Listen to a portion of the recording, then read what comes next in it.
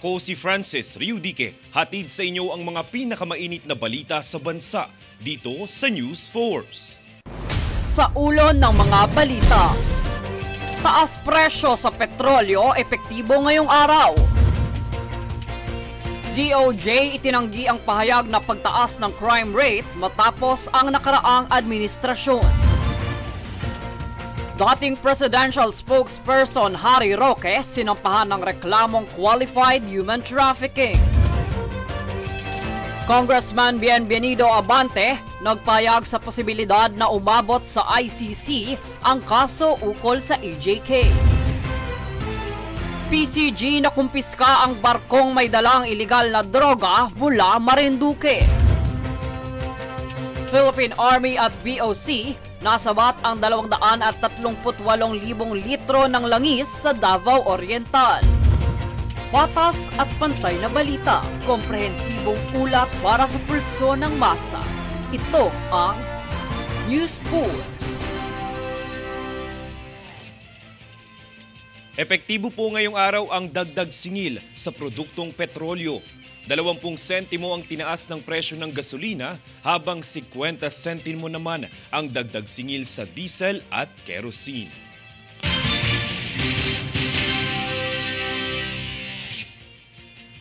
Samantala, nagsimula na ang kampanyang Oplan Biyahing Ayos ng Department of Transportation o DOTR, katuwang ang Land Transportation Office o LTO para sa nalalapit na undas ngayong taon.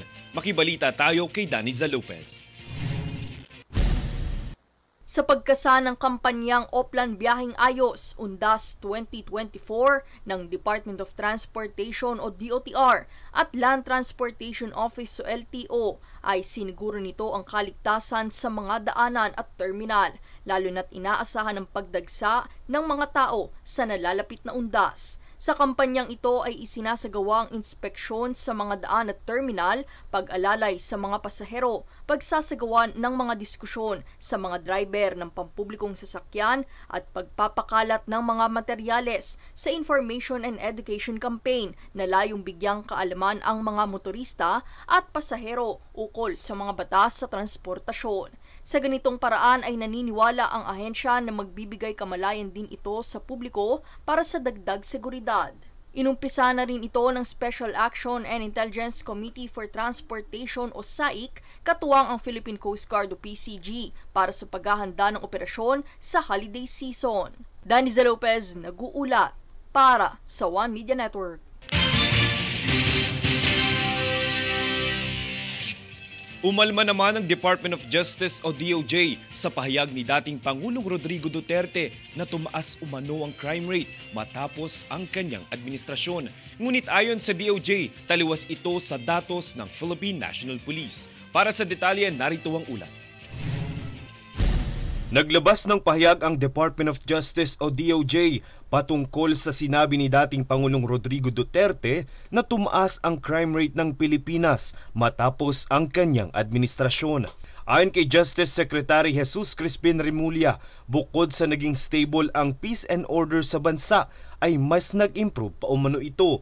Itinanggi din ng kalihim ang pahayag ni Duterte na pagkatapos ng nakarang administrasyon ay naglipa na ang mga drug-related syndicates. Pagigit niya, mas bumaba ang crime rate sa bansa mula sa naitalang mahigit 300,000 krimen sa bansa noong 2022 hanggang 2024 ay mas mababa umano ito ng 10% mula noong 2020 hanggang 2022.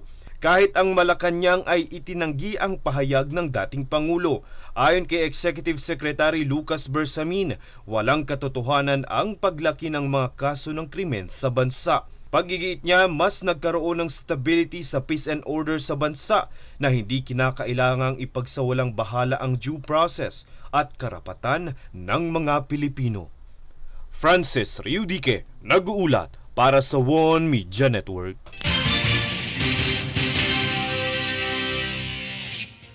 Samantala, mas marami pang medical teams ang ipinadala ng Department of Health o DOH ngayong linggo sa mga lugar na sinalanta ng severe tropical storm Christine.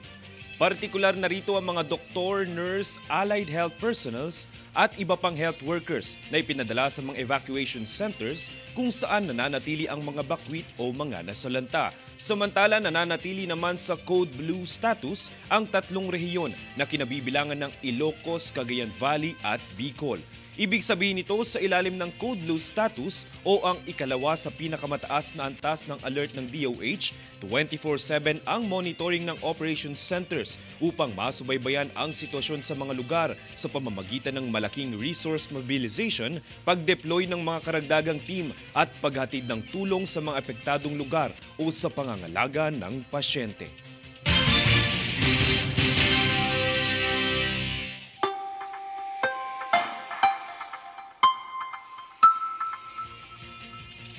Sa ating ulat panahon, mas lumakas pa at nalalapit na sa kategoryang typhoon ang severe tropical storm na si Leon.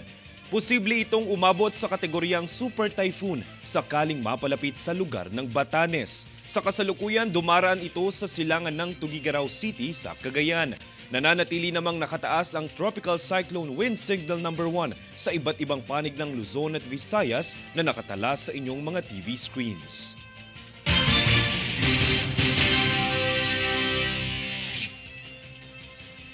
Susunod sa News Force. PBBM kumpiyansang makatutulong ang Lagindingan Airport sa turismo ng Mindanao.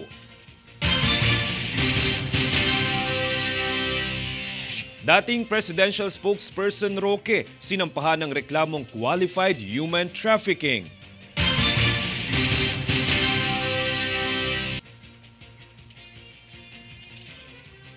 Clean Up Drive repair works isinasagawa na sa mga pangunahing kalsada sa bansa para sa undas.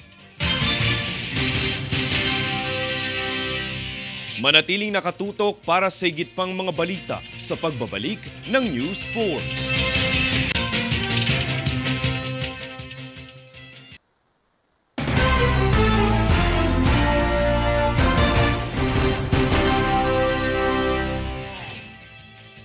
Kumpiyansa si Pangulong Ferdinand Marcos Jr. na mas magiging maunlad ang turismo ng Mindanao dahil sa inilunsad na paliparan dito. Ito ang kanyang pahayag sa ceremonial signing ng Lagindingan Airport sa Malacanang kahapon. Bukod sa paglago ng turismo, naniniwala si Marcos na makakapagbigay ito ng mas maraming oportunidad sa trabaho para sa mga Pilipino.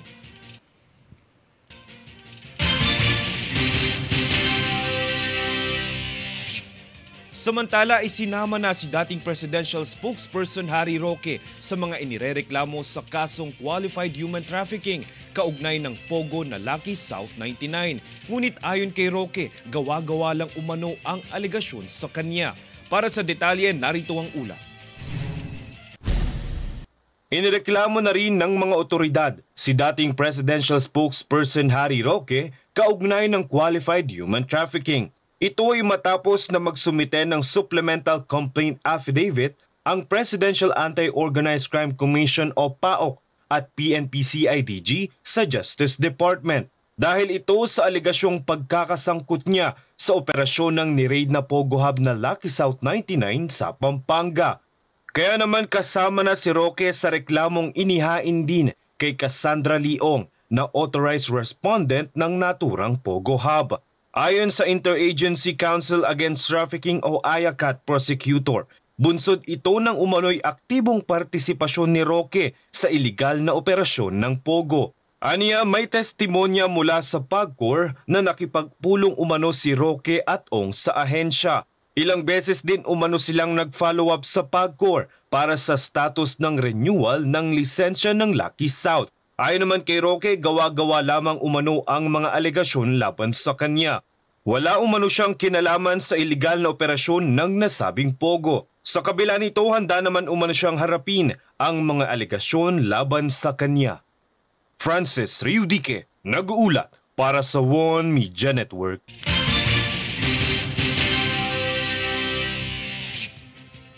Nagbabala naman si Manila 6th District Representative Bienvenido Benny Abante Jr. na maaring humantong sa lokal at internasyonal na kaso ang pag-amin ni dating Pangulong Rodrigo Duterte na siya ang may pananagutan sa mga pagkamatay sa war on drugs.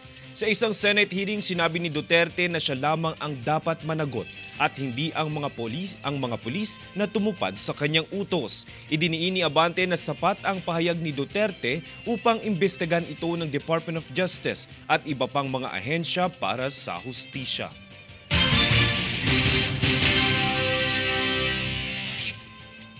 Nagsagawa ng humanitarian contingent ang MMDA sa ilang lugar sa bansa na lubhang naapektuhan ng Bagyong Christine. Princess Castro para sa balita. Upang lubos na makatulong sa isinasagawang search, rescue and retrieval operations sa mga lubhang naapektuhang residente sa Batangas bunsod ng Bagyong Christine, nagpadala ang MMDA ng mga tauhan mula sa K9 unit ng ahensya, Public Safety Division at Road Emergency Group. Kasama ng grupo ang 3 trained dogs o K9 unit na tutulong sa paghahanap ng mga nawawalang tao dahil sa matinding pagbaha, landslide at pagguho ng lupa dulot ng malakas na pag-ulan sa Agoncillo at Lemery. Bukod sa mga K9 ay dala rin ng grupo ang life locator, chainsaw at iba pang kagamitan para sa road clearing at iba pang operasyon sa mga apektadong lugar. Sa kabilang banda, nagsagawa naman ng on-site water purification ang humanitarian contingent ng MMDA sa Barangay Mabolo at Triangulo sa Naga na lubharing naapektuhan ng hagupit ng Bagyong Christina. Higit 5,000 galon ng malinis na tubig ang naipamahagi ng team sa 604 na pamilya sa lugar. Ang water purification na ito ay naisakatuparan buhat ng 40 solar-powered water filtration system units na dala ng ahensya. Princess Castro nag-uulat para sa One Media Network.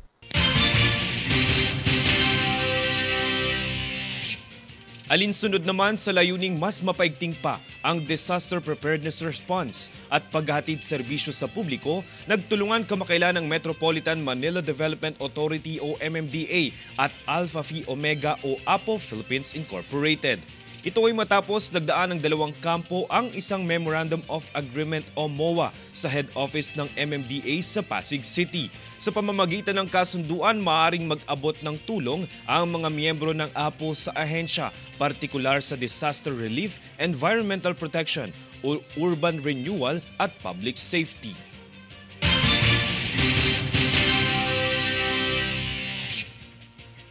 Nagsasagawa na ang Department of Public Works and Highways o DPWH ng cleanup drive at repair works sa mga pangunahing kalsadang daraanan ng mga motorista at biyahero sa nalalapit na undas. Bukod rito, magtatalaga ang DPWH ng composite team sa buong bansa na malapit sa mga sementeryo at simbahan alinsunod sa programa nitong Lakbay Alalay mula katapusan ng Oktubre hanggang 2 ng Nobyembre. Ito'y mula alas 8 ng umaga hanggang alas 5 ng hapon. Sinisikap ring agarang maisaayos ang mga daanan na sinalanta ng nagdaang Bagyong Christine upang muling madaanan sa undas.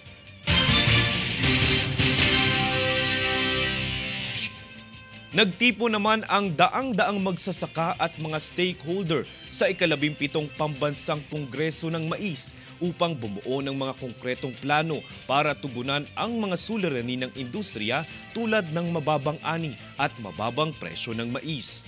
Ang tema ngayong taon, Maunlad na Maisan tungo sa matatag na bagong Pilipinas, ay naglalayong magkaisa ang mga stakeholder at mga gumagawa ng patakaran.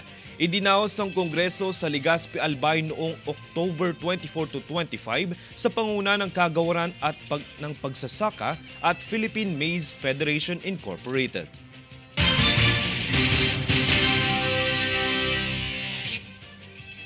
Susunod sa News Force. Ilang mga sementeryo at kalsada sa Kamaynilaan inumpisahan ng linisin ng mga kawani ng gobyerno. PCG nakumpiska ang barkong may dalang iligal na droga mula Marinduque.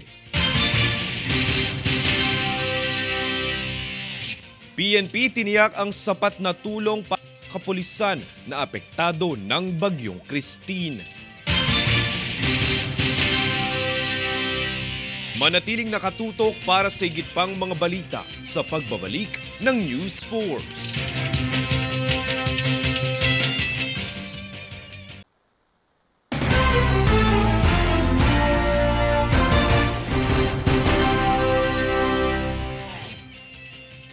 Muli pong aarangkada bukas ika-30 ng Oktubre ang kadiwa ng Pangulo sa lungsod ng Makati dakong alas 8 ng umaga hanggang alas 5 ng hapon. Asahan ng mga murang bilihin gaya ng prutas, gulay, karne at iba pa na direktang galing sa local farmers. Nakatakda rin itong ganapin sa buwan ng Disyembre at Nobyembre bilang suporta at tulong sa mga lokal na magsasaka at mangingisda.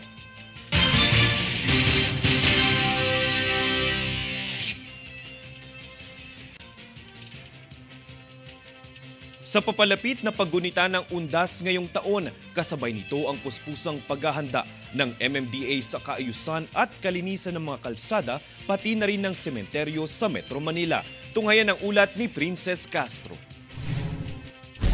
Puspusan na ang paglilinis ng mga kawani ng Metro Parkways Clearing Group ng MMDA sa labas at paligid ng ilang sementeryo sa Kalakhang, Maynila. Ito ay bilang paghahanda sa paggunita sa undas ngayong taon kung saan matyagang inaalis ng mga tauhan ng samut-saring mga basura upang maging malinis ang kapaligiran. Gayon din ang maiwasan ang pagbara ng mga basura sa mga daluyang tubig na nagdudulot ng pagbaha. Layunin ng cleanup na ito na matiyak ang kalinisan at kaayusan sa mga sementeryo. Kaugnay nito ay tuloy-tuloy rin ang pagsasagawa ng road clearing operations ng MMDA Special Operations Group Strike Force alinsunod sa pagtitiyak ng maayos at ligtas na paggunita ng undas. Layunin ng regular na operasyon na maging passable at obstruction-free ang mga pangunahing kalsada sa Metro Manila, gayon din ang mabuhay lanes na nagsisilbing alternatibong ruta ng mga motorista.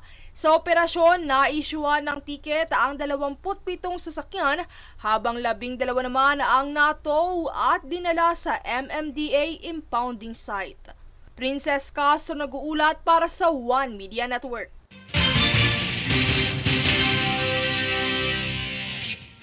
Drogang nagkakahalaga ng 78,000 pesos. Yan po ang sakay ng barko sa Marinduque na nasabat ng Philippine Coast Guard at PIDEA. Para sa balita, tunghayan si Jade Buhoy. Sa isang matagumpay na operasyon sa Mongpog, Marinduque, nasabat ng mga otoridad ang ilegal na droga na may halagang 78,000 pesos noong ika-26 ng Oktubre.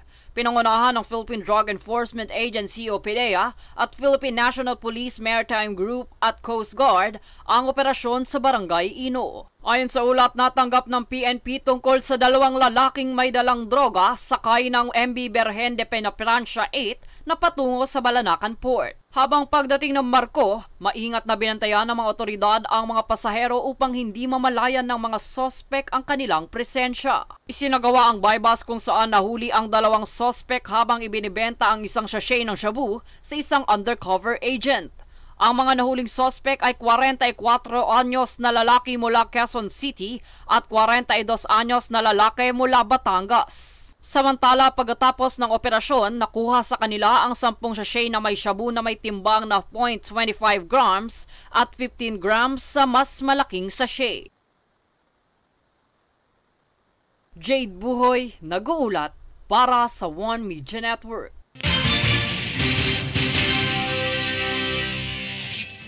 Handa naman umano ang Philippine National Police o PNP na bigyan ng sapat na tulong ang mga pulis na apektado rin ng nagdaang Bagyong Christine. Yan ang balitang hatid ni Daniza Lopez. Matapos na lubhang maapektuhan ng Bagyong Christine, ang ilang mga lugar sa bansa ay mayroong handog na tulong din ang Philippine National Police o PNP para sa kapulisan. Ito ang naging pagtitiyak ni PNP Chief Police General Romel Francisco Marbil sa kanyang naging talumpati sa flag raising ceremony kahapon, ika-28 ng Oktubre. Anya, handog nito ang tulong pinansyal para sa mga pulis na nasalanta ng Bagyong Christine sa rehiyon ng Bicol, Eastern Visayas at Calabarzon. Kinilala rin ni Marbil ang katapangan at husay ng kapulisan sa responsibilidad at kabayanihan nito sa oras ng kalamidad o sakuna. Matatandaan na sa hagupit ng Bagyong Christine ay marami ring kabahayan ang nasira at nawala mula sa pamilya o individual na lubhang tinamaan ng bagyo. Daniza Lopez nag-uulat para sa One Media Network.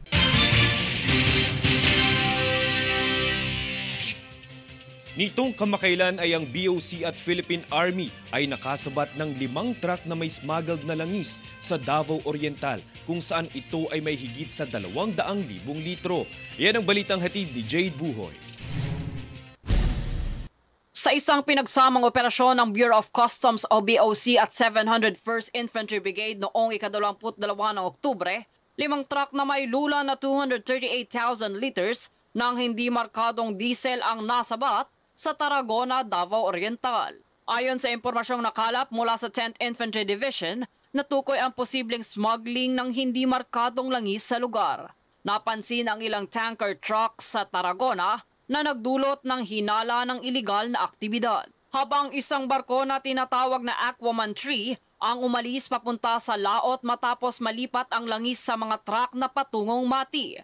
Kaagad na naglatag ng checkpoint ang enforcement at security service ng BOC na nagresulta sa pagkakasabat ng 5 truck. Matapos suriin ang bawat langis, natuklasan na wala itong marker, kaya't kinumpiska ang mga truck at langis. Pinaigting ng BOC ang mga hakbang laban sa ilegal na bentahan ng produktong petrolyo upang maprotektahan ang mga lehitimong negosyo sa bansa. Jade Buhoy, nag-uulat para sa One Media Network. At narito ang recap ng mga nagbabagang balita ngayon.